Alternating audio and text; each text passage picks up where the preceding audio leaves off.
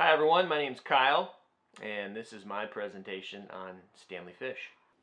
I think Stanley Fish is really good at grabbing people's attention. I kind of really admire that about him. He knows, how to say things that are going to get people stirred up, right?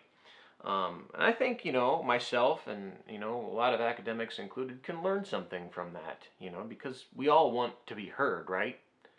The extra that I looked at is an interview of Stanley Fish by one of his law students.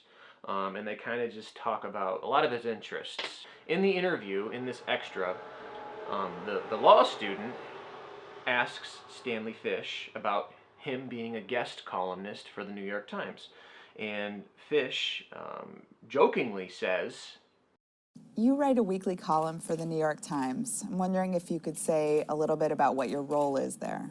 Well, I could put it humorously by saying my role is to figure out what will get a rise out of New York Times readers and then write about that. And then Fish carries on by saying, but in general, I'm in the deflationary business. That is, I'm deflating certain kinds of concerns or thoughts. And usually they're ones that liberal New York Times readers have. So while Fish would like to argue that politics have no place in the world of academia, Stanley Fish makes it well known how he politically leans. And if you don't believe me, just check out some of his books. One of them, There's No Such Thing as Free Speech, and That's a Good Thing Too, is the title. And then one of the other books that I've read by Stanley Fish is titled Save the World on Your Own Time, which basically talks about and is basically a diatribe on his part of how teachers and professors should stick to teaching, and that's it, and not be moralists and not be counselors or anything of that nature. Just teach. That's what kids go to school for. We read a lot this week about where we get information, what's credible, stuff like that. Stanley Fish, likes the idea of specialization. Or in other words, teachers should stick to teaching, pastors to preaching, meteorologists to telling people whether or not it's going to rain. Going beyond what we're trained in is doing a disservice. So in Fish's article that we read this week, he makes that exact point in talking about a day when we had, a nightly news at 6 o'clock and everybody would sit down in front of the TV to watch Walter Cronkite. From Dallas, Texas, the flash, apparently official, President Kennedy died at 1 p.m. Central Standard Time, 2 o'clock Eastern Standard Time, some 38 minutes ago.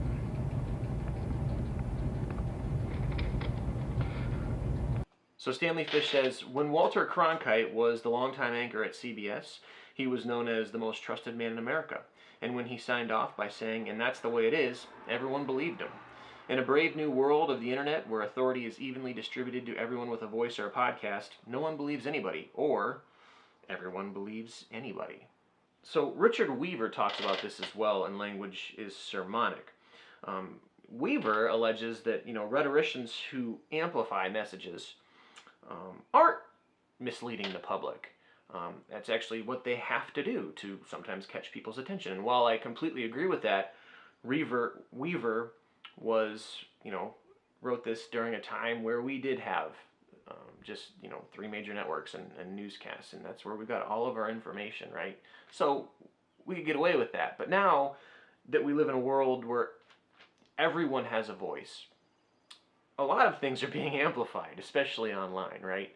So we need to be able to distinguish between what is being amplified and what may be more factual. So whatever you believe, I think there's more of a need now than ever, to understand rhetoric as academics, but also teaching it to our students, because there is so much information right out there. We all know that. We need to be able to figure out for ourselves what is and isn't credible. We need to be journalists as well as rhetoricians, right? We need to be able to recognize the Stanley Fishes of the world and when they may be saying something just to get a rise out of somebody, right? Or we need to be able to recognize something that may be a little more authentic than others online.